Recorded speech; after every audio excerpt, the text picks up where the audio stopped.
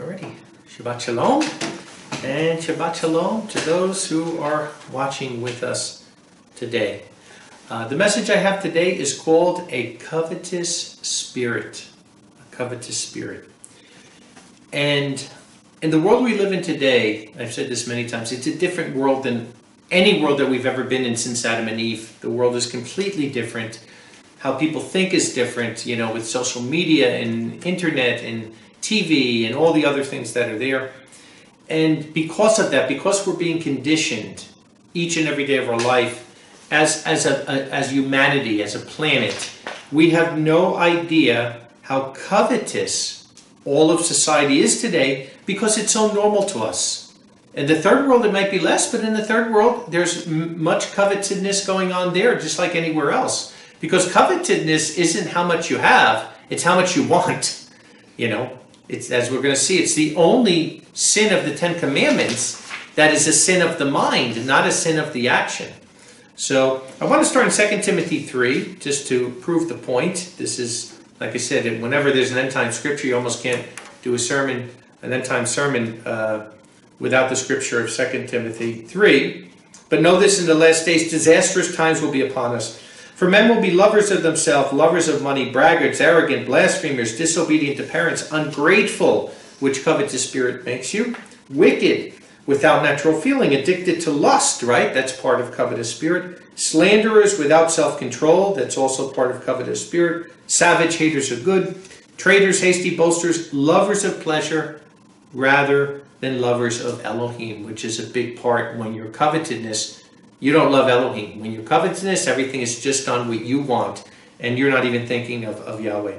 Having a form of righteousness, but denying the power of it, even turn away from these. Why do they say having a form of righteousness? This is talking about believers, because these are people that claim, you know, they keep the Ten Commandments. Maybe they don't work on Saturday. They might even go to the feast, but their life is not waking up every day and studying the word of Yahweh. It's not praying to Yahweh. It's all about things. It's all about coveting things that Yahweh hasn't given them.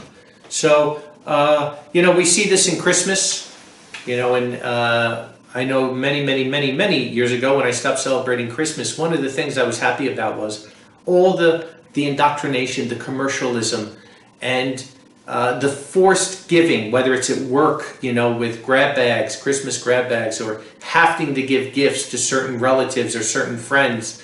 And in so many cases, not all of them, there are people that are appreciative, but in so many cases, people wouldn't even be appreciative of all the things that they were getting. So we have a world today with a culture of coveting. It's a culture. It's part of it. It's everything. Because you know what? We know that end-time Babylon is the United States of America, but commercial Babylon is worldwide. And that's why America will be judged, because they brought this system, this end-time system of mammon and coveting worldwide.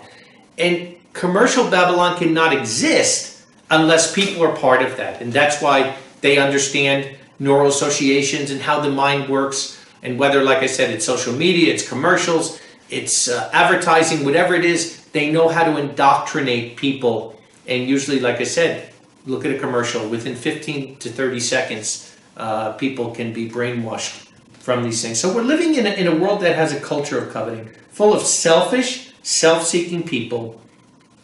And since it's normal, people don't see it as a sin. Because it's normal in life, and that's the problem that I always say as a believer, are we influencing them or are they influencing us? Which way is it? And I think too many times, because we're in the Laodicean era, we're being influenced more than we're influencing the world. Commercials, advertising, talk shows, schools, the whole system of commercial Babylon is toward coveting. So I want to read you a story, article from an Amish pastor. This was in our Remnants Walk not that long ago. But I think when we're talking about a covetous spirit, this really hits home, I think, to start the message. So the man starts out, it's called A Spoiled Generation. And it says, several years ago, I noticed a small carton in a newspaper that caught my attention. It showed a picture of a living room in typical modern home. A brightly lighted and gaily decorated Christmas tree was in one corner. A 10-year-old boy stood in the middle of a wide assortment of toys he had just unwrapped. There was an electric train piled to one side of him, a brand new bike leaning against the wall, a catcher's mitt at his feet, and in his hands he held a model airplane. The room all around him was strewn with expensive toys and gifts and wrapping paper. He held the last gift in his hand, was looking around for more with a frown on his face. Under the cartoon was the caption, "You mean this is all I get?" What a spoiled child. His parents had spent a couple of $100s on several dozen toys. This is written in 1973, so it would be more than that today. On several dozen toys, games, playthings, and gadgets. Instead of being awed and grateful, he complained because he didn't get more. However, it is hard to believe that a child could be so spoiled. The truth is that all of us have more in common with this child than we want to think. In a way, all of us have become spoiled children, unbelievably blessed by material things, yet standing in the midst of plenty and waste and asking, "You mean this is all I get?" We have life rather easy compared to our forefathers. They were hunted, persecuted, tortured, and killed. The government passed special laws against them. We have religious freedom, and the government passes special laws in our favor, and we don't expect to suffer torture or pain or punishment for our faith.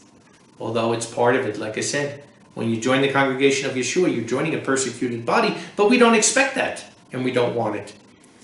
Our immigrant forefathers toiled with their axes and hoes to take a living from thick forest and tree stump covered clearings. They had a diet with very little variety: corn mush, potatoes, meat. Our tables are loaded with delicacies they never heard of: bananas, oranges, pineapples. They wore clothing that was rough, stiff, and uncomfortable. We have super fabrics with nylon added to last longer or to keep out the wrinkles. We have it easy. We have grown fat, soft, lazy, and spoiled. We have forgotten how to suffer, and we even refuse to be inconvenienced. Everything has to be handy. Our ancestors had to walk several hundred miles to visit relatives. They would ride horseback over rough and dangerous trails, taking several weeks or months to make the trip. Today, speedy buses and even airplanes aren't fast enough for the people today, right? I had to wait 2 hours for the plane. I had to take a connection. It does seem to work that way. The luxuries of one generation become the necessities of the next. Let's just look in one area of life, the water supply. When our forefathers came into this country, and he's talking about USA, America, they carried their water from a spring. There were many trips for water, morning, evening, and even throughout the day. It was tiresome, time-consuming labor. But it was accepted without question because it had to be done. They felt they were so blessed just to have water. Gradually, as homes became more permanent, wells became common. What a luxury this must have seemed. A well within 100 feet of the house. No more long trips to the hot, dusty, windy path for water. Now it was close, convenient, and handy. All they had to do was lower the bucket into the well, then hand over hand pull up the fresh, sparkling, clean, fresh water.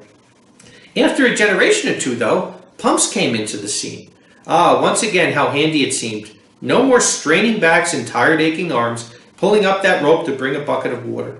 Just grab the pump handle, and up comes the water. It was much quicker and easier. Nevertheless, what one generation thought was so easy, the next found as tiring. They felt that pumping water by hand was a hardship and took too long. So up went the windmill. The whole family was amazed at all the convenience of it. No more standing and puffing and pumping. All they had to do was walk to the well and dip the water into a large wooden tank. It seems so much easier that this generation never imagined that the next might balk at a trip to the well. But that is exactly what happened. What? Walk to the well and carry all that water? I guess not. So in goes a system of water pipes. What a grand luxury. Water pumped right into the house. Water waiting and ready 24 hours a day at the turn of a spigot. Turn it open and there's water to wash the face, water to cook a meal, and water to fill a tea kettle. Fill the tea kettle, did you say? For what? To heat water to wash the dishes. Guess again. That's not for us. We're the next generation. Who has time to heat water when we want it? Why, with the water heater installed, all we have to do is turn the tap, and there's all the hot water you want. And that brings us to the present. And like I said, this is written in 1973. What will the next generation want?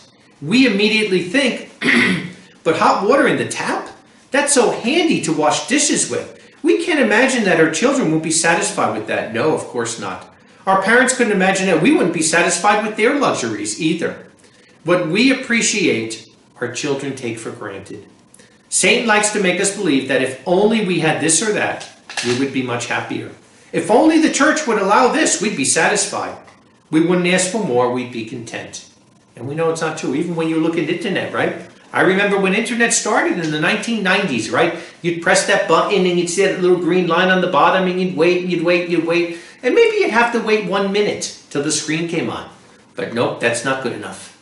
People couldn't wait a minute. Now they can't wait 3 seconds. And that's why they want 5G and 6G and 7G and 30G until they cook themselves like a microwave. Because human nature is never satisfied. It will never be enough. We wouldn't ask for more, we'd be content. Nope. Would it really work that way? Let's look around with our eyes open. If having an abundance of material things would bring contentment, then those who have the most should be the most contented, right? Who has more material things than the people of the world, right? People in Hollywood, all these sports stars. Anything that they can go and buy, new cars, fancy clothes, vacations far away, anything, you name it, and the world has it. And if they don't, they'll invent it. Are they contented? Are they satisfied with what they have? The answer is obvious, no. One look at the headlines of a newspaper should convince anybody. Riots, strikes, demands, boycotts, protests, marches, welfare, unrest, crime, divorces, suicides, rebellions, violence, tensions. Well, he's writing this in 73. Think if he was alive today. There was never a generation that had so much and appreciated it so little. Young people grow up and never raise a finger to work. Still they are dissatisfied and run away by the thousands. No, the people of this world are not content with all the luxuries they have. Yeshua said a long time ago, a man's life does not consist of the abundance of the things he possesses. The time has come for each of us to stop and ask some questions. Where are we as the plain people, right, of Yahweh? Where have we come from? Where are we going? What factors have brought us to where we are today? In what ways have we suffered too much from materialism? To what degree do we have the same spirit as the world has? The spirit of always wanting more. What are the solutions? Perhaps the first step is to become aware of how good we really have it and to realize what spoiled children we've become. Another thing that would help would be to renew our convictions on the teachings of the Bible, showing the importance of simple living, right? Yahweh is moving his people toward kibbutz. We need to rediscover that a simple way of life separated from the world is indeed Yahweh's pattern for his people. However scriptural simple living is, it's not an automatic passport to the kingdom. Thousands of people live simple lives with just a tin roof over their heads and a dirt floor under their feet, and so few earthly possessions that they can load them on an ox cart. And they still lead unrighteous lives, wallowing in sin and poverty. Hand in hand with our simple living must be a devout faith in Yahweh, honesty of conviction, and an earnest desire for brotherhood. Olden times were simpler, but that does not mean that everything that is old is good. Our goal is not to pattern after the early Americans, but after the early believers. The Bible and the Bible only, having our noses in the Bible, loving it, loving the Bible, praying, fasting, seeking Yahweh every day. However scriptural simple living is, I read that. Okay. So our goal is to pattern not after the early Americans, but the early believers. Will the same trends and influences that have wrecked family communities in the world also destroy us in time? If we follow the same route, travel in the same train, we cannot expect to arrive at a different destination. Trailing 50 years behind the world isn't going to get us where we want to be. Those who ride in the caboose are going to be at the same place as the engineer. There is constant pressure in the surrounding society to conform in such areas as travel and work. If we allow ourselves to become like spoiled children, always wanting more and more, we cannot expect for long to resist the temptation that these other modern inventions present to us and to our children. If our love of ease becomes greater than our willingness to deny ourselves and to sacrifice, we are well down the road of no return, the one-way street of modernism and materialism. We don't need more conveniences as much as we need more convictions. In this world of emphasis and luxury and earthly possessions, it may be difficult to contend with little, but it is impossible. In this world of emphasis and luxury and earthly possessions, it may be difficult to be content with little, but it is impossible to be content with much. And this is one of the best articles I've ever read, because it so much relates to our world today and as believers. Because you know something? This is written by an Amish man. They were our people. They were the Philadelphians. They're the ones we're trying to mirror and match. And in so many ways, we may have more truth than them, right? As far as doctrine. But we don't have a better lifestyle than them. And we need to be moving in that direction. We need to be moving in the life of simplicity, being away from society, being, just like it's saying here. And the thing that stops is a covetous spirit. That's the thing that stops. So I can almost say that's it. The sermon's over. I mean, that's the end of it. But we have much more to go over. But I think this is a great way to start this message, because the story that he goes over is so profound that we need to show. It's very interesting that a study that they did showed that coveting is the least confessed sin, because it's the only sin in the Ten Commandments that's dealing with thought. So people understand if they steal something, right? Oh, they did something wrong. They understand if they, lied, whatever, right?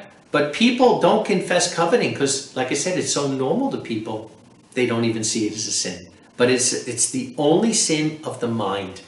Even though all sin starts in the mind, this one is a sin only in your mind. So again, it's important that we understand it, because we're living in a covetous world like we see like nothing else. Exodus 20 verse 17.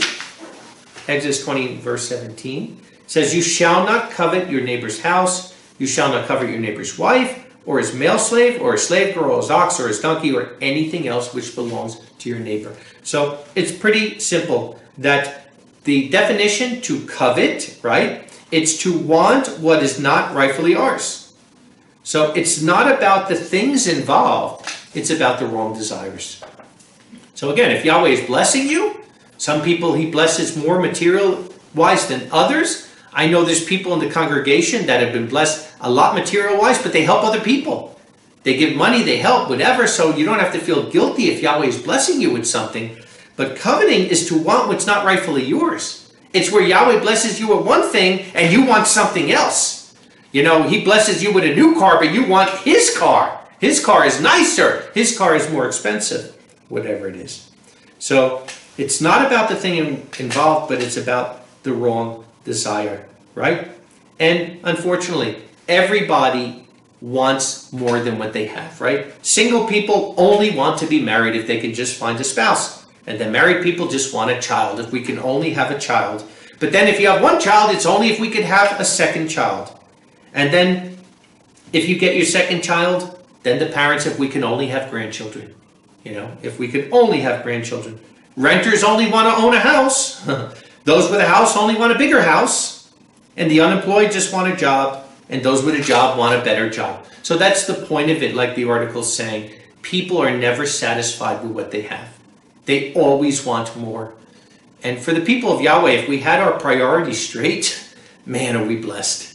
Man, are we blessed. Like he said, you look at our forefathers that were, persecuted and hunted and murdered and martyred. And how Yahweh has blessed us today because we have one job. Just bring this good news to the world. And people don't want to do it because they want to worry about their own life. They don't want to worry about bringing the good news to the world. They want to worry about accumulating things and having a good life. And that's not what this life is about. Jacob 1, 14 to 15. Jacob 1, 14 to 15. He says, "But each one is tempted by his own lusts. He covets and is seduced by them," right? Because it starts in the mind. "Then having conceived, lust brings forth sin, And sin, having been formed, brings forth death. So, right? This is where it starts. And this is why I say, if you don't have an appreciative spirit, we went over when we were going over the lessons learned in the wilderness about the murmuring, right? The Israelites murmuring from 1 Corinthians 10. And if you don't have an appreciative spirit, you are done. There's nowhere to go from there. Because, you know, like the book of Jacob says, if you break one sin, you've broken them all. But everybody has sin in their life to one degree or another. Nobody is perfect. We've all sinned and fall from the glory of Yahweh. But when it comes to coveting will stop you from being appreciative. It'll stop you from giving praise to Yahweh. It will stop you from helping other people. A coveting spirit, you are done because every focus goes to you. And then you know what you've done? You've broken the first commandment. You become the God. That's what happens. You become the God. And everything in life is just about what you want and what you didn't get and comparing yourself to other people. And like I said, it's the only commandment that deals with our thoughts and not just the action, what comes after the thoughts, and sin starts in the mind. Let's go to Genesis 2. Because I want to show you this. You know, all roads lead to the purpose of man, right? Such an awesome study, that purpose of man, and what we can learn from it, because that was the purpose Yahweh gave us, and that we could fulfill our purpose. But I want to show you something here, because I think a lot of people miss this when we're talking about Adam and Eve in the garden and then the sin, right? And they chose, what do most people say? They chose from the tree of the knowledge of good and evil instead of the tree of life, right? And they make it a binary choice. But was it really a binary choice? Let's take a look and see if that's really true. Genesis 2 and verse 9. And out of the ground, Yahweh Elohim made up the spring every tree that is pleasant to the sight and good for food. The tree of life was also in the middle of the garden, also the tree of the knowledge of good and evil, right? So it wasn't just the tree of the knowledge of good and evil and the tree of life, but he made to spring up every tree. Drop down to verse now 16, and what did Yahweh say? And Yahweh Elohim commanded the man, saying, you may eat of every tree in the garden, but of the tree of the knowledge of good and evil you may not eat, for in the day you eat, surely you will die. So was it a binary choice? No, not at all. Not at all. And I say, it's just my theory. I may be right, I may be wrong, but I believe both trees, the tree of the knowledge of good and evil and the tree of life, both looked exactly the same. That there was no difference. It wasn't that one looked better than the other, because that would almost be like tempting them then. No, the only thing that was different was this one was forbidden. This was one that you weren't allowed to eat, but you can eat that one and it looks the same and has the same thing. But you want to know something? It wasn't just a binary choice between two trees. It was every tree. Every tree. Pomegranates and almonds and figs, you know, and you name it, apples and pears and plums, and every single tree you can imagine. Hundreds and hundreds were there, except for one. And that's what a covetous spirit is. You know, like I said, it's not that you can't be blessed. It's not being a martyr. It's not living, you know, like a poor man. It's that Yahweh blesses you with something, and this, and this, and this, and this, and this, and this. And none of it is satisfied because you want the one thing you don't have. And that's a covetous spirit. That's human nature. Go to the next chapter, chapter 3, verse 2. And the woman said to the serpent, of the fruit of the trees of the garden, because he said, didn't Yahweh say you could eat of every tree? And the woman said, of the fruit of the trees of the garden we may eat. Yes, every tree except. But the fruit of the tree in the middle of the garden, Elohim has said, you shall not eat it, nor shall you touch it, lest you die. Right? And that's why thought becomes action, action becomes sin, sin becomes death. So it's not even just a matter of eating it. Don't even touch it. You're not a goat. You don't want to get to the end of the fence. You don't want to keep seeing how close you can get to the sin without doing it. You don't even want to go there. You don't even want to go there. You want to let Yahweh give you the blessing and then just accept whatever he gives you and thank him for it, whatever it is. Stop moving toward that fence. Stop thinking what you don't have. Stop trying to get more that isn't given to you. And then what happens, verse 6? And the woman saw, though, the tree was good for food, pleasant to the eyes, desirable to make one wise. And she took of the fruit and ate, and gave to her husband and ate also. So that's what happens, right? Covetousness, where does it start? It starts in the mind. It was good. It was pleasant to look at. And that's what happens. The covetous spirit, it's meditating on what you don't have and wanting it, and not having any self-control and taking it. So, again, they had every single tree but one, and they weren't satisfied with it. In our life, what do we like? You know, when we look at all of the things we have, you know, like I said, are we the single that needs to be married? Are we the married that needs a child? Are we the one with a child that needs another child? Are we the ones with 10 children that need a grandchildren? Is it always needing something more instead of thanking Yahweh for what we have?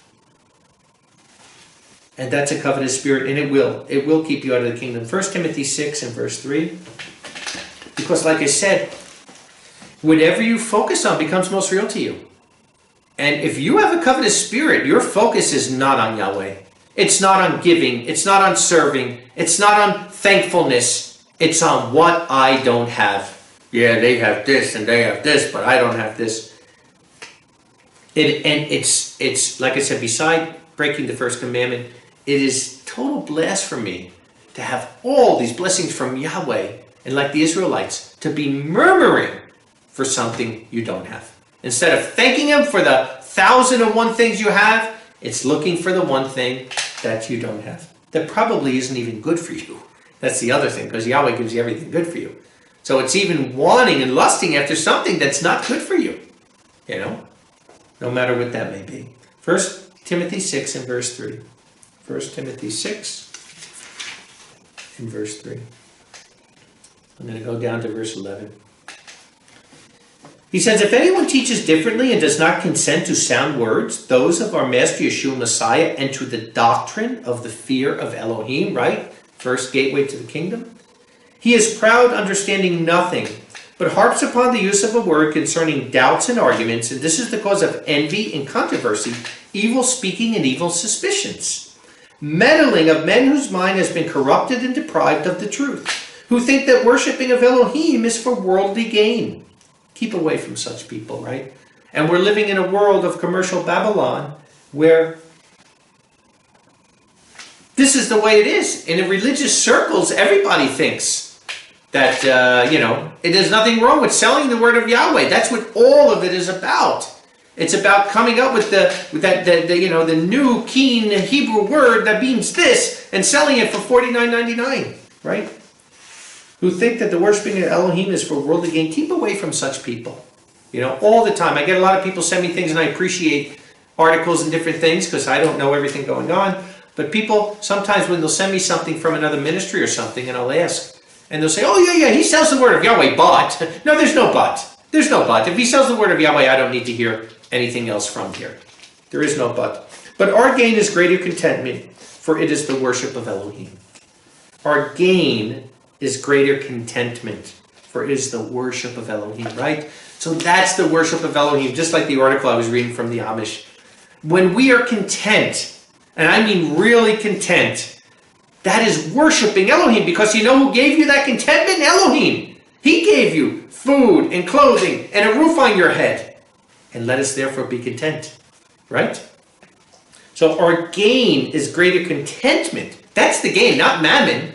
Not material things, because sadly to say, the people with the most are the people that are the less content. Because they think that those things are going to give them. They think a nicer car. They think, a limousine. They think a grand $1 million house. They think that all these things are going to make them happier. And when it doesn't, they're even more miserable. Because at least the poor person can hope to get these things and think it'll be happier. But once the people actually get them and see, they're no happier. Then they're more miserable than before. But when you're content, that's the worship of Elohim, because you're giving Him the honor and the glory for it. For we have brought nothing into the world, and it is plain that neither will we carry anything out, right? Naked you came in, and naked you go out. Blessed be the name of Yahweh. But having food and clothing, let us be satisfied with these. That's all we need. But those purposing to be rich fall into temptation and the snare and many foolish and hurtful lusts, which plunge men into ruin and destruction. For the love of money is a root of all evils, by means of which some have lusted after it, were seduced from the faith, and they themselves pierced through by many pains. But you, O man of Elohim, flee these things and pursue righteousness, holiness, faith, love, patience, and meekness. Wow. Wow. There it is. Couldn't say it better. To covet is always wanting more, not being satisfied, to have an obsessive or envious desire. That's what coveting is. It's always wanting more, not being satisfied, to have an obsessive or envious. And when you think of people that have addictions, and there's all kinds of addictions, right? There's drug addictions, there's alcohol addictions, there's addictions to lust and greed, there's addictions to money. But when people are addicted, they can never get enough of what they're addicted to. They can never get enough. And like I said, in commercial Babylon, it's normal to sell the word of Yahweh, right? You know, and again, we're a worldwide ministry. We get, millions of people that have come to our website. We get people writing us from all over the world. But I chuckle, when I get the letters, and I get them, not all the time, but I get enough of them, where someone will write and say, please send me your catalog, like I'm Walmart, or something. Send me your catalog, and it's like, no, it's not about a catalog, And Yahweh really, over the last couple of years, has really been showing me that I don't want any commercialism in it whatsoever, And that's why the internet and all these things, it's so ridiculous. But that's commercial Babylon. That even in religion, everything comes down to mammon and money. And like I said, there's a lot of ways you can make money. And there's, Yahweh says, whoever doesn't work doesn't eat. So there's nothing wrong with working and eating. But to try to make money off the word of Yahweh, wow, it's pretty bad. Ephesians 5 and verse 3. Ephesians 5 and verse 3. He says, but let not fornication and all uncleanness or greediness be named among you, as is fitting for saints. Also cursing and foolish talking or witty insults, none of which are necessary, but rather the giving of thanks. The giving of thanks. We need to live in a constant state of thanksgiving. And it's not just when you're giving your testimony on Sabbath. It's about when you're privately in your room, when you're praying to Yahweh. And if you're not praying, then that means you're not giving thanks. We could be praying hours and hours a day just thanking Yahweh.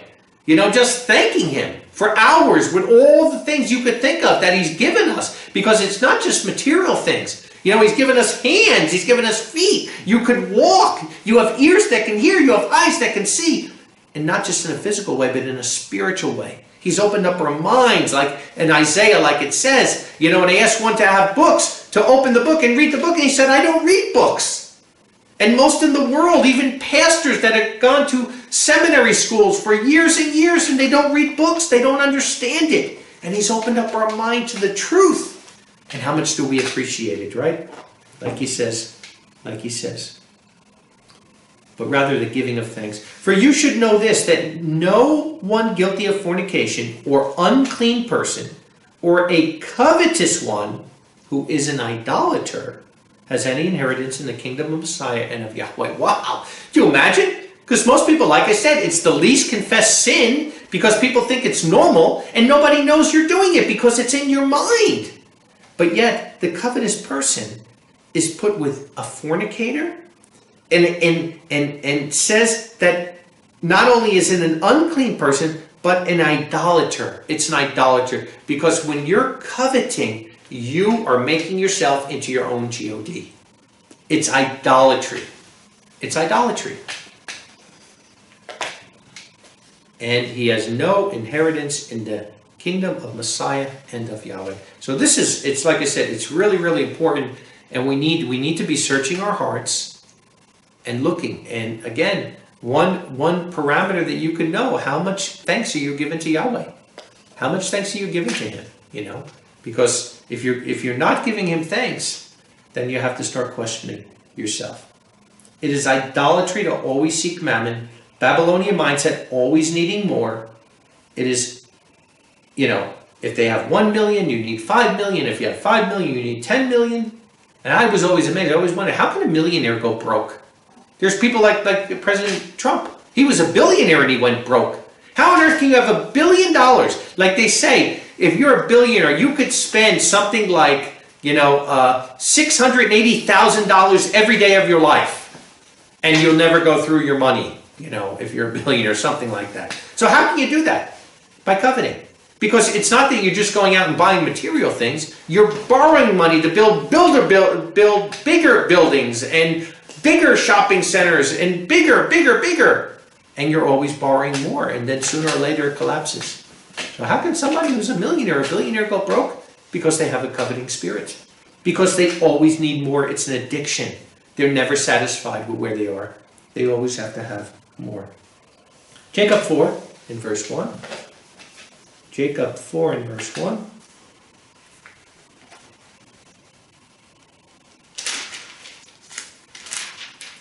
It says, from where come conflicts and fightings from among you? Is it not from your lust warring in your members? You covet and yet you do not have. You murder, right? He's talking about murdering in your mind, hating your brother. And you're jealous of your brother, what they have, or your sister, and are not able to possess. You fight and you strive, and you have nothing because you don't ask. You ask and you do not receive because you do not ask sincerely. You ask in order that you may satisfy your lust, right? Your coveting. Adulterers and adulteresses, right? We just said fornication is linked over there with coveting spirit. Do you not know that the friendship of the world is enmity, hatred with Elohim? Whoever then purposes to be a friend of the world is an enemy to Elohim. So when you're coveting, you're a friend of the world. That's what happens. You're compromising with everything in your belief system because you want something more from the world. Whether it's with your job, whether it's with family, whether it's with whatever. There's always a compromising spirit. Or do you not think that vainly, the scripture says, the pride dwelling in us lusts to envy, right? So when there's a covetous spirit, it will lead to pride. Why? Because what is pride? A false self-worth. And what is coveting? It's thinking something belongs to you that doesn't. It's a wrong desire for something that doesn't belong. So pride and coveting go hand in hand. Because that's the reason why you're coveting, because you're thinking you deserve more. You're giving yourself a false worth, and then from that false worth, you're desiring things that don't belong to you. So they go hand in hand, like it says here. Do you think that vainly the scripture says the pride dwelling in us lusts with envy? But he gives greater grace because of it. It says Yahweh sets himself against proud one, but he gives grace to humble one. He gives grace to humble one as we get closer to Passover. We need to be thinking about that. Then submit to Yahweh, resist the devil, and he will flee from you, right? Resist Yahweh, resist the devil. Because how is the devil going to get you? By tempting you to covet. These are all his things in commercial Babylon. This is his world, not Yahweh's. Yahweh's reward is the things that we can't see. That's what faith is, right? The evidence of things not seen. So if you're looking for your reward in commercial Babylon, then you're not going to be able to resist the devil. So the first thing you have to do is submit to Yahweh, resist the devil, and he will flee from you. Draw near to Elohim, and he will draw near to you. Cleanse your hands, sinners, and purify your hearts, double-minded ones. Like I said, the only sin that is a sin of thought. Be distressed and mourn and weep. Let your laughter be turned to mourning and your joy to shame. Be humble before Yahweh, and he will exalt you. Let Yahweh be the one that blesses you. Don't covet what you don't have. In verse 17, therefore to anyone knowing to do good and not doing it, it is sin to him. So a coveting spirit will stop you. It will stop you from giving. It will stop you if you have 2 coats and your brother has none, give him one. It will stop you because you're coveting. What if I need that second coat? What if my coat, gets torn or something in 20 years? I got to keep that second coat. But we don't stop at a second coat. Then it goes to 3 and 4 and 5 and 10 and 15. So it gets to the point that a coveting spirit leads to discontent, jealousy, pride, and sin, and not helping others. We should be content with serving and pleasing Yahweh. That's what it should be. So that's where we have to have it. 1 Corinthians 5 in verse 9. 1 Corinthians 5 in verse 9. He says, I write you an epistle not to associate with immoral persons, and not altogether with the fornicators of the world, or with the covetousness, or with the covetous, or with extortionists, or idolaters, since then you must go out of the world. But now I wrote to you not to associate intimately with anyone who is called a brother or a sister, who is either immoral, or a covetous one, or an idolater, like we said is the same thing, or a reveler, or a drunkard, or extortionist. With such a one do not even break bread to eat. For what business is it to me to judge the ones outside the congregation, but that you may make judgments on those inside the congregation? But Yahweh will judge the ones outside, and you shall put out from yourself those wicked persons. So again, we're told not to even associate with people, because you know what? You are like the people you associate with. And if you're around covetous people, you're going to get covetous. You know, it's one of the things when we used to keep the feast in Jerusalem. And again, I love Jerusalem.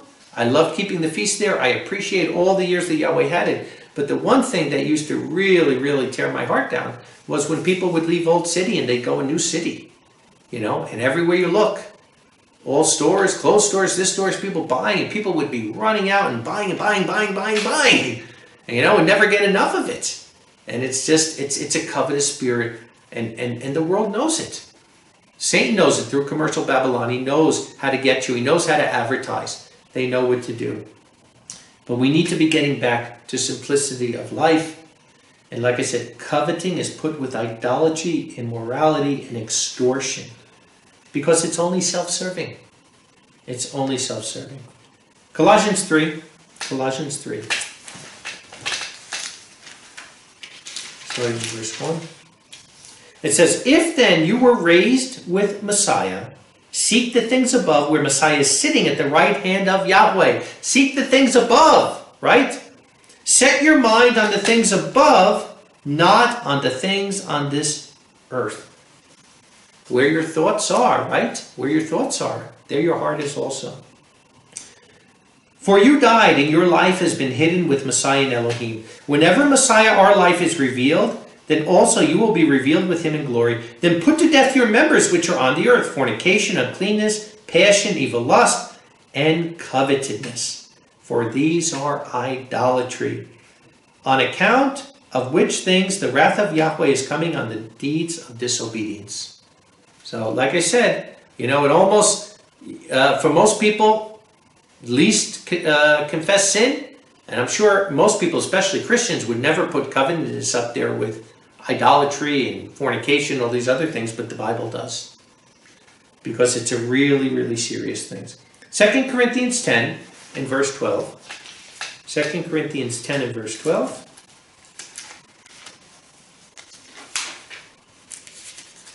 Second Corinthians 10 and verse 12.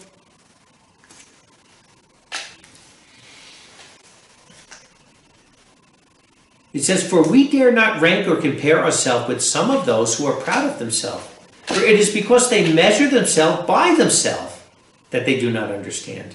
But we will not boast beyond measure, but according to the measure of the rule which Yahweh has distributed us, a measure to reach even to you. It is not because we are unable to climb where you are, nor are we trying to misrepresent ourselves, but we have climbed where we are through the good news of Messiah. Not boasting beyond measure in the labor of others, but having hope that the growing faith among you will be made larger according to our rule, to be overflowing. Drop down to verse 17.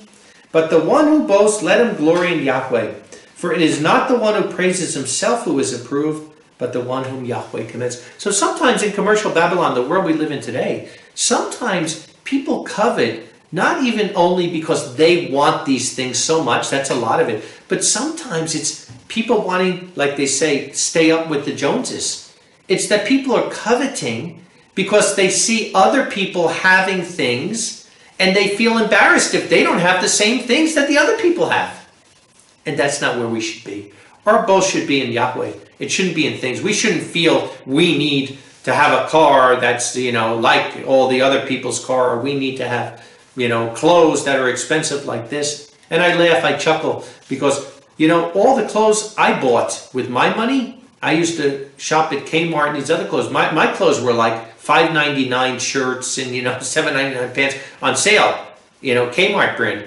And yet, when I shop at secondhand stores, I spend $2 and I get an $80 shirt at a secondhand store. It's like, Yahweh, you're so good. Because of the covetous spirit, that's there, particularly in Babylon, but not only in Babylon, there's secondhand stores everywhere, that you could take advantage of that, and I can go into a secondhand store and I could buy an $80 shirt for $2 or $3, and praise Yahweh for that. So, again, you don't have to spend a lot of money. I always say that, you see a picture, that's a Van Gogh, whatever it is, and it's like, that picture is worth $4 million. It's like, you want to know in all honesty? No picture is worth $4 million. You know why they can sell it for $4 million? Because people have so much money, they don't know what to do with it, and they want to spend $4 million, only because you can't. They want to separate themselves that they're the people that can pay that. And it's like, okay, you pay the $4 million for it, I'll pay $10 for a print, and they look exactly the same. Who's the fool and who's the smart man?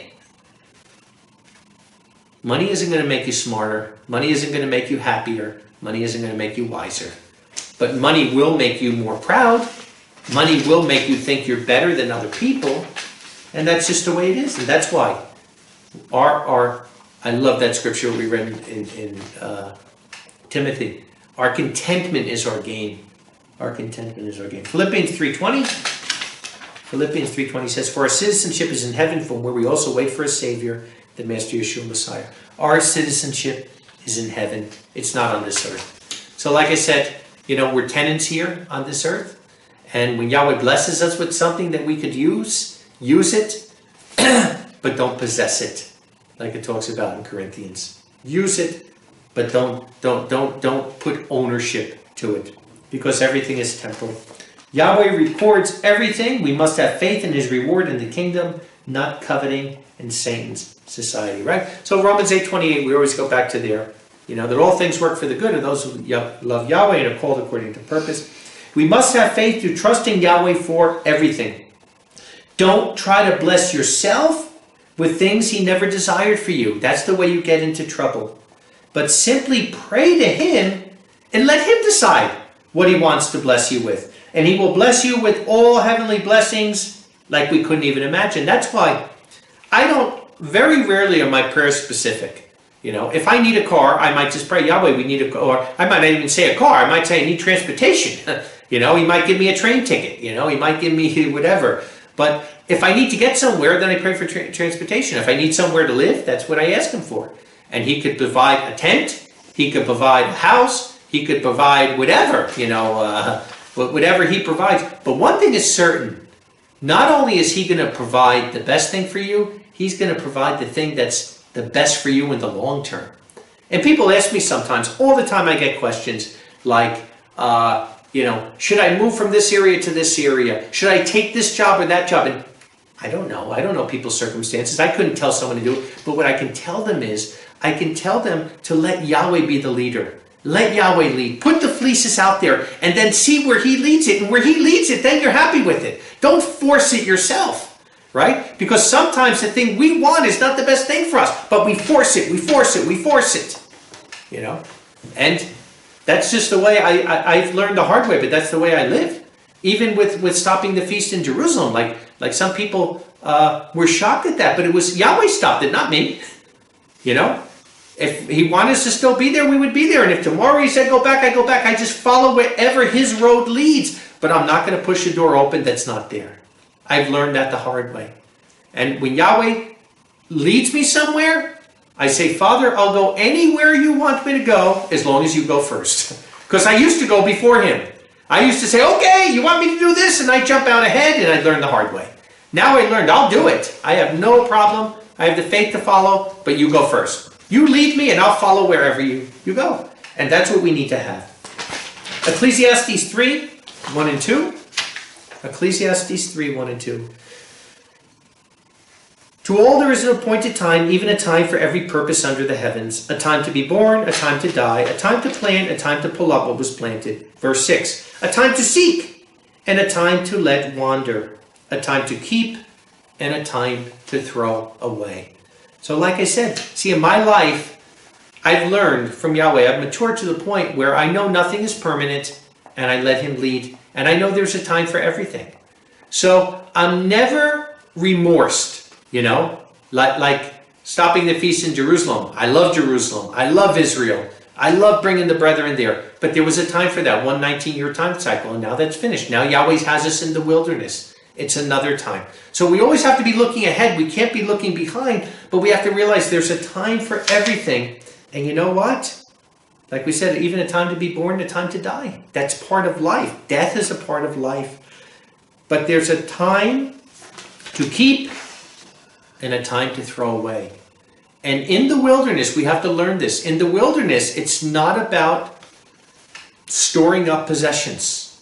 It's about a time of cleaning house. It's a time of cleaning house. Our spiritual house as well as our physical house.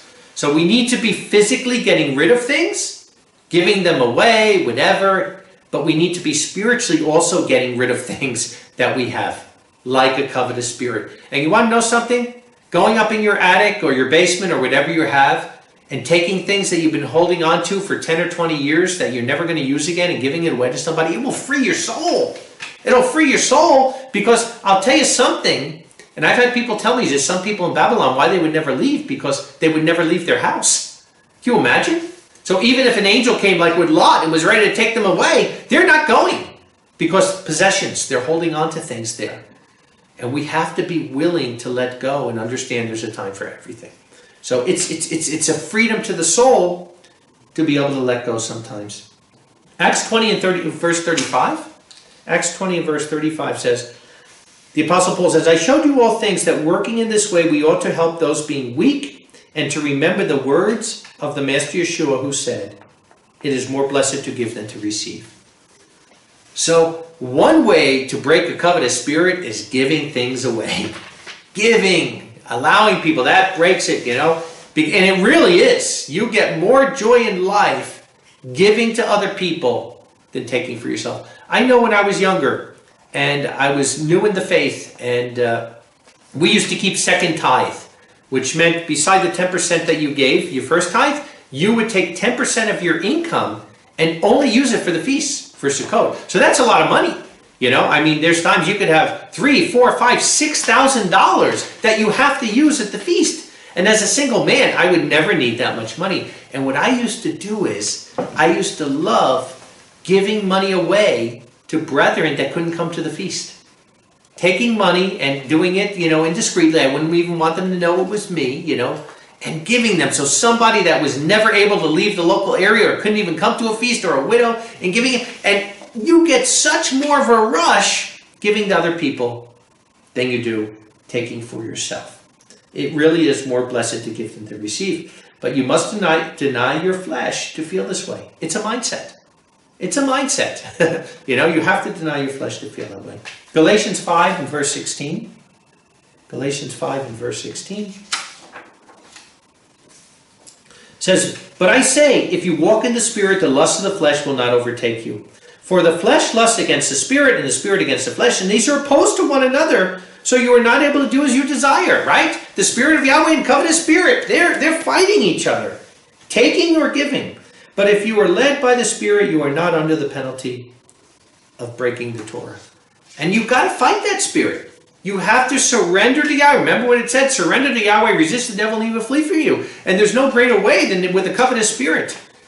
And giving away really helps you with it. 2 Corinthians 10 and verse 3. 2 Corinthians 10 and verse 3. And how do we do this? Right here. This is the key scripture. For though we live in earthly life, yet we do not serve worldly things. Right? We're in an earthly body. We're clay. We're clay and water, flesh and blood, right? But we don't serve worldly things, right? Our citizenship is from above. For the weapons of our warfare are not fleshly, but of the power of Yahweh to the demolition of strongholds. Covetous spirit is a stronghold in your life. You know? Hoarding things, it's a stronghold that'll hold your life. And here's the answer. Casting down imaginations and every false thing, lifting up itself against the knowledge of Elohim, and bringing into captivity every thought of the obedience of Messiah. Right? I did a whole sermon on this. If you've never heard it, listen to it. It's a great sermon. That thought comes, you know, you got to catch it, get rid of it. taking every thought into captivity. Don't dwell on it. That's why I said covetous is a sin of thought. Don't dwell on it. Satan tries to bring that thought, catch it, wrap it, get rid of it. Don't even give it. Take every thought into obedience to bringing into captivity every thought into the obedience of the Messiah. That's what we need to do. Philippians 4 and verse 4. Philippians 4 and verse 4. And this is really, like I said, since it's a sin of the thought, then you have to take every thought into captivity. Don't dwell on it. Like I said, there's a time for everything, and we have to do spiritual house cleaning as well as physical house cleaning. Philippians 4 and verse 4 and 5. He says, rejoice in Yahweh always. Again I say rejoice. Let your humility be known to all men, our masters at hand. And like I said, the more you praise Yahweh, the more humble you're going to be. Because when you're praising Him, you're realizing that everything in your life, including the food you're going to eat, is only dependent on Him. You know, we're like babies. We can't take care of ourselves without Yahweh. Stand back and see the salvation of Yahweh. And by understanding that, it humbles you. Because you're not in control of your own destiny. Only Yahweh is. And it will bring humility before all. Drop down to verse 10. But I rejoice in Elohim greatly that you have continued to care for me, just as you have always cared, even though you yourselves have not had enough. Not that I speak as to need, for I have learned to be content in whatever state I am. I've learned to be content in whatever state I am.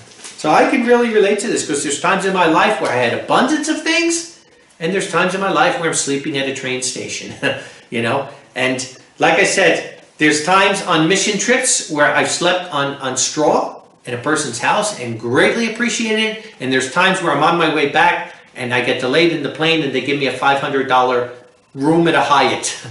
And you want to know something? I appreciate more sleeping on the straw in a brother's house. Not that I don't appreciate the Hyatt and the nice meal and all that stuff, but I appreciate just as much, if not more, being with the brethren, because they're giving the best that they have. They're giving the best that they have to me, and I appreciate that. So the way to get rid of a covetous spirit is to be content in all things and realize we don't deserve anything.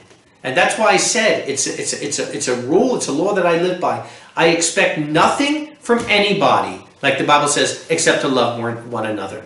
But I'm not expecting gifts, I'm not expecting things, I'm not expecting anything. So if someone comes up and they give me a cough drop, they give me a glass of water, I'm happy because I'm expecting nothing. If I'm going expecting, you know, that, well, they should be giving me gifts or they should be giving me this, then even when they give it to me, I'm not going to be happy because it's never going to be enough. So expect nothing from anybody but love one another. And then any little thing that you get, you'll be appreciative. And every gift comes from above anyway. And Yahweh has given me the tiniest little things in my life and on trips that I would have never even thought of asking Him because they were so tiny, and yet He still gave it. And it made me appreciate it even more and more. 1 Thessalonians 5 and verse 16. Rejoice always, pray without ceasing. In everything give thanks, for this is the will of Yahweh and Messiah, Yeshua, toward you. Rejoice always, in everything give thanks. That's the key to it. That is the death knell of the covetous spirit. To rejoice and be thankful in all things. Psalms 136. A couple more scriptures, we'll be done here. Psalms 136. Starting in verse 1. Oh, give thanks to Yahweh, for He is good, for His mercy endures forever. Oh, give thanks to the Elohim of the Elohim, for His mercy endures forever. Oh, give thanks to the Master of Masters, for His mercy endures forever. All great wonders come from Him, for His mercy endures forever. Drop down to verse 23. Who remembered us in our low estate, for His mercy endures forever, and has rescued us from our enemies, for His mercy endures forever. Who gives food to all flesh, for His mercy endures forever. Oh, give thanks to the Elohim of heaven, for His mercy endures forever. Praise Yahweh. That's the way we should be every day of our life. Thanking Him and praising Him and thanking Him and praising Him and thanking Him and praising Him. And you can never do it enough. And it sets you in a mentality that nothing can take you down because Yahweh is lifting you up. 2 Corinthians 12 and verse 7. 2 Corinthians 12 and verse 7 says, and after this, again the Apostle Paul speaking, after the superabundance of the revelations, that I not be made arrogant, right? Because Paul was getting these great revelations from Elohim, you know, in a vision taken to the third heaven even. So he says, not that he be arrogant, a thorn in the flesh was given to him, a messenger of Satan, it sounds like a demon, to torture him, that he might buffet me, that I not be made haughty, not be made prideful. Beyond this, I entreated our master 3 times that it departed from me. 3 times he prayed to Yahweh, right? And this is Yahweh's answer. And he said to me, my grace is sufficient for you, for my power is made perfect in weakness. Therefore, I will rather gladly boast in my weaknesses, that the power of the Messiah may rest upon me. Because of this, I am pleased in weaknesses, in insults, in dire needs, in persecutions, in distresses, for the sake of Messiah. For when I am physically weak, then I am spiritually strong. So this is where, if you have the spirit of gratitude instead of a covetous spirit, then anything that happens, if you get sick, if you have a medical problem, you're going to thank Yahweh because you're going to learn something for it. You're going to learn, like recently when I was in the hospital, I was thanking him over and over and over again for having that time, for reading his scripture, for praying all quiet time, you know, to have that there for days and days and days. So this is what we have to do. We have to humble ourselves and realize when we are weak, we are strong, and put all things in Yahweh. Last scripture we're going to go over is Matthew 6 and verse 9. Matthew the 6th chapter and verse 9.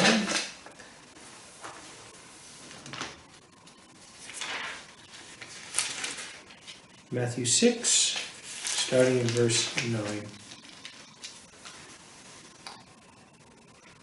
He says, so then you should pray this way. Our Father who is in heaven, hallowed be your name. Your kingdom come, your will be done, as it is in heaven, also on the earth. Give us the bread of our need this day, and forgive us our offenses, as we also forgive those who have offended us. And do not lead us into trial, but deliver us from the evil one. For yours is the kingdom and the power and the glory forever and ever, right? Give us this day, give us the bread of our need this day. That's all we need. If you have bread to eat today, then you don't need bread for tomorrow or next week or next year, because you might not even be there. Richard Wurmbrand said this one time about being in the prison camp. He said you only have to take it, not even a day at a time, but an hour at a time. You know, because you don't know, by tomorrow that prison guard that's beating you could be dead. Or maybe you could be dead, or maybe you could be freed. Anything can happen, but all that matters is what you have now, because you don't know what tomorrow will be. And that's what he's saying here, right? So we covetous spirit wants tomorrow and the next day and the next week and the next year. They don't want to look and just be thankful for what they have right there in front of them. Drop down to verse 19. Do not treasure up for you treasures on the earth, where moth and rust cause to corrupt, and where thieves dig through and steal. But treasure up for you treasures in heaven, where neither moth nor rust cause to corrupt, and where thieves do not dig through and steal. For where your treasure is, there your heart will be also. Right? Where your treasure is, there your heart is. That's why I said, it's the only of the 10 commandments, the only sin that is of thought. And the way to stop it is to get a different thought. It's a mentality. You have to have the mentality of thankfulness. For where your treasure is, there your heart is also. Drop down to verse 22. The lamp of the body is the eye. Then if your eye is pure, all your body is light, right? What your thoughts are. But if your eye is evil, all your body is dark. If then delighting you in darkness, how great is that darkness? No one is able to serve 2 masters. He will either hate the one and love the other, or you will cleave to the one and despise the other. You're not able to serve Yahweh and wealth. It's that simple. You can't have a thankful spirit and a covetous spirit at the same time. It will not work. It's like water and oil. They will not come together. Because of this, I say to you, do not be anxious for your soul, what you will eat and what you drink, nor for your body, what you will put on. Is not life more than food, and the body more than clothing? Observe the birds of the heaven, that they do not sow, nor do they reap, nor do they gather into barns. Yet your heavenly Father feeds them. Do you not rather excel them? But who of you, being anxious, is able to add 1 cubit to his stature? Right? It doesn't change anything to be worried about all this and coveting. And why are you anxious about clothing? Consider the lilies of the field, how they grow. They do not labor, nor do they spin. But I say to you, not even Solomon in all his glory whose clothes is one of these, and now the spring is here. That's what happens. You see it. You see these beautiful flowers that are out there, and tomorrow they're gone. Right? And aren't we more important than them in our Father's eyes? If Yahweh so enrobes the grass of the field, which is today and is thrown into the furnace tomorrow, will he not much rather you, little faiths? Then do not be anxious about what we may eat, or what we may drink, or what clothes to put on, or what may clothe us. For after all these things the nations seek, right? The Gentiles, the unbelievers. For your heavenly Father knows that you have need of all these things. But seek ye first the kingdom of Yahweh and his righteousness, and all these things will be added to you. Then do not be anxious for tomorrow will be anxious of itself. Sufficient to each day is its own trouble. Seek ye first the kingdom, and that's what matters. If you're working for Yahweh, Yahweh will take care of you. And whatever he provides, we have to have the faith that it's exactly what we need. And that's why I say, I'll never have a conscience of faith, because my empowering belief is Romans 8:28, that all things work to the good. So whatever will happen in my life, I trust, even if it's the most horrible thing, that it's the best thing for me at that time. I bank on that scripture, and it keeps me from losing faith. We need to be doing the same thing. We need to be trusting Yahweh. We need to be seeking the kingdom first. And as long as you're seeking the kingdom, whatever happens, Yahweh is doing for the best. If you're not seeking the kingdom and trials are coming, you do have to question yourself. What changes do I need to make? Like I said, emotions. Emotions are trigger points. And if you're feeling pain, you're feeling this, you have to ask yourself, what is triggering this that I need to deal with, right? So they're trigger points. The same way here. We're told to pray for what we need today, right? Not for the next 50 years. Not to pray for all our wants in the future. We're told to pray for what we need today, not all our wants in the future. We must seek moderation in everything. Our focus should be on bearing fruit for the kingdom, outgoing concern of others, not simply personal gain, or lust of power, position, greed, and all other covetous, idolatrous practices. Yahweh has chosen what is best for us in our spiritual well-being. In faith, we must be content and satisfied in what he has chosen as our lot in life, as the test to prove our faithfulness to him, right? Life is a test. For every one of us, it's different, and we have to accept the lot he's given us. No covetous person will be in the kingdom of Yahweh. It is sin and must be repented of. We must meditate on this and ask Yahweh to show us, as it is the only commandment of thought, of sin, that sin is in the thought. If we are coveting, then we will never have a spirit of appreciation for all that Yahweh is doing in our life. So I pray this was a blessing to you as it was to me. I give these sermons to myself first and myself last. And if anybody else can benefit from them, then praise Yahweh. So Yahweh bless. Shabbat Shalom.